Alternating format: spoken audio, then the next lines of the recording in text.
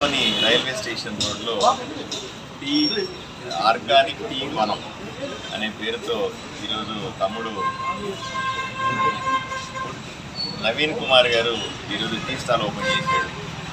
చాలా సంతోషం. రాయలసీమ హక్కుల కోసం సుదీర్ఘకాలం పోరాటం చేసి వెనుకబడిన ప్రాంతాలను అభివృద్ధి చేయాలనే డిమాండ్తో ఉద్యమాల్లో చాలా కాలం పనిచేసిన నవీన్ కుమార్ ఈరోజు రైల్వే స్టేషన్ రోడ్లో టీ షాప్ ఓపెన్ చేసి జీవనోపాధిని సంతోషం. ప్రతి ఒక్కరూ కూడా ఒక వృత్తి పెట్టుకోవాలా, ఒక ప్రవృత్తి పెట్టుకోవాలి. నేను ఒక డాక్టర్ని వృత్తిపరంగా, నా ప్రవృత్తి రాజకీయాలు. మనం రాజకీయాలనే సంపాదన మార్గంగా పెట్టుకోకూడదని నేను అందరికీ సలహా ఇస్తాను. ఎందుకంటే రాజకీయాలు సంపాదన కోసం కాదు, రాజకీయాలు సమాజ సేవ చేయడానికి. అలాగే వృత్తిలో మన కుటుంబానికి మనకు అవసరమైన డబ్బు సంపాదించుకుంటే ఎక్కడక్కడ ఒత్తిడి లేకుండా ఎక్కువ కాలం రాజకీయాలు చేయొచ్చు, ప్రజలకు సేవ చేయొచ్చు నమ్మిన వాడిని నవీన్ కుమార్ గారు కూడా ఎంచుకున్న మార్గాన్ని నేను ప్రశంసిస్తాను. ఎప్పుడు కూడా అంచెలంచెలుగా అభివృద్ధి చెందాలని, తన కుటుంబం సుఖ సంతోషాలతో ఉండాలని, పెట్టిన వ్యాపారం 3-6 కాయలుగా గడవాలని, అలాగే రాయలసీమ హక్కుల కోసం మరింతగా పోట్లాడాలని మీకు సలహా ఇస్తాను. తమ్ముడు నవీన్ గారు ఆధునిక రైల్వే స్టేషన్ రోడ్డు టీ వనం అనే హోటల్ని ప్రారంభించింది. ఈ హోటల్ అన్ని విధాలుగా అభివృద్ధి చెంది యువతకు మంచి మార్గదర్శకంగా, సెల్ఫ్ ఎంప్లాయ్మెంట్ కూడా చాలా ముఖ్యం. ఎందుకంటే నవీన్ గారు మాతో చాలా కాలం కూడా పనిచేయడం జరిగింది. ఈ రాయలసీమలో ఉద్యోగాలు లేక ఇతర ప్రాంతాలకు వలస వెళ్తుంటే నవీన్ కుమార్ కూడా దానికి ధరించిపోయి అనేక స్టూడెంట్ ఆర్గనైజేషన్తో సమైక్యమై అనేక పోరాటాలు చేసి ప్రభుత్వానికి ఈ ప్రాంతంపై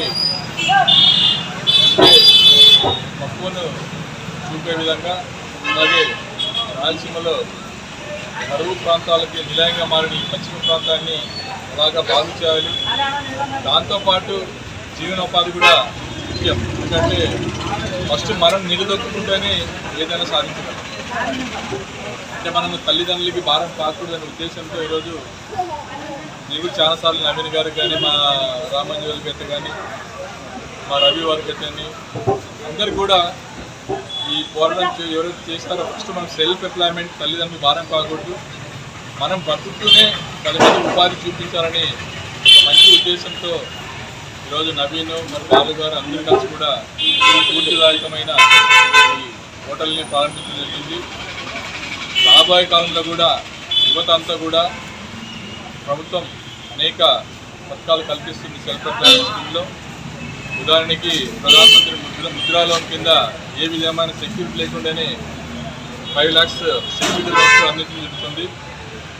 అదేవిధంగా ఈ కూటమి ప్రభుత్వం వచ్చిన తర్వాత బీసీ వర్గాలను కూడా ఒక ఎంటర్ప్రీనర్గా అభివృద్ధి చేయాలి, ఈ ప్రాంతాన్ని అభివృద్ధి చేయాలంటే, రాయలసీమలో కరువు వలస లాభాలంటే ఈ సెల్ఫ్ ఎంప్లాయ్మెంట్ కూడా చాలా ముఖ్యమని చెప్పి కూడా మేము అనేక సార్లు గారు కూడా ముఖ్యమంత్రి గారికి, చంద్రబాబు నాయుడు గారికి, అలాగే నారా లోకేష్ గారికి, ఉప ముఖ్యమంత్రి పవన్ కళ్యాణ్ గారు కూడా మెమరాండం సమర్పించడం జరిగింది.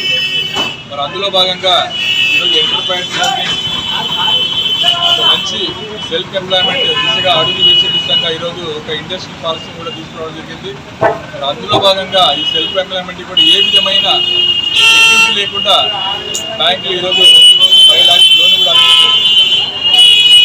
మరి అలాంటివన్నీ కూడా ఉపయోగించుకొని యువత ఏ విధంగా అయితే ఏ విధంగా ఉన్నారో ఆ విధంగా ఆ ఫీల్డ్లో ఒక స్కిల్ సాధించి దాని మీద అభివృద్ధి చెందితే వాళ్ళు కూడా సెల్ఫ్ ఎంప్లాయ్మెంట్ స్కిల్స్ మీద అభివృద్ధి చెందడానికి అవకాశాలు ఉంటాయని చెప్పి కూడా మనస్ఫూర్తిగా కోరుకుంటూ ఈరోజు ఈ సమావేశంలో వారి కుటుంబ సభ్యులు, విజ్ఞానమ్మ గారు, శశికళ గారు, మన గోపాలన్న గారు అందరూ కూడా ఈరోజు రావడం జరిగింది.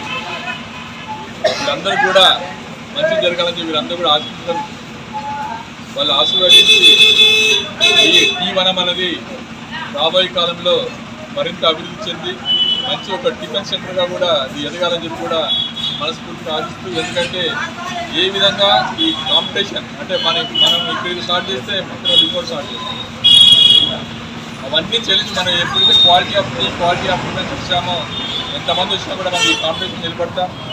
దాన్ని ఎప్పుడూ వృత్తిని నెగ్లెక్ట్ చేయకుండా ఫస్ట్ మనం వృత్తి తీసుకొని తర్వాత మనం వేరే వృత్తిలోకి మనం ఎంటర్ కావాలని చెప్పి కూడా పాస్టర్ కూడా చెప్పారు. కాబట్టి గౌరవ ఎమ్మెల్యే గారు అందుకు అనుగుణంగా మీరు కూడా ఏ విధంగా నిరుత్సాహపడకుండా క్వాలిటీ మెయింటైన్ చేస్తే ఖచ్చితంగా దినదినంగా అభివృద్ధి చెందడానికి అవకాశం కలుగుతుందని చెప్పి మనస్ఫూర్తిగా కోరుకుంటూ, తమ్ముడు ఈరోజు నవీన్ గారు కూడా అన్ని విధాలుగా మంచిగా కావాలని చెప్పి మనస్ఫూర్తిగా కోరుకుంటూ, అలాగే వాళ్ళ తమ్ముడు గారు అయినా అయ్యన్న గారు కూడా నాకు చిన్ననాటి మిత్రులు, వారు కూడా మంచి వృద్ధిలో కావాలని చెప్పి వాళ్ళ ఆశీర్వాదాలు ఎక్కువ ఉండాలని చెప్పి మీరు కూడా అందరికీ మంచి ఆదర్శంగా ఉండాలని చెప్పి మనస్ఫూర్తిగా కోరుకుంటూ, నన్ను ఈ సమావేశానికి ఓపెనింగ్ చేసి ప్రారంభం చేయడానికి నవీన్ గారికి మరొక ధన్యవాదాలు తెలుస్తూ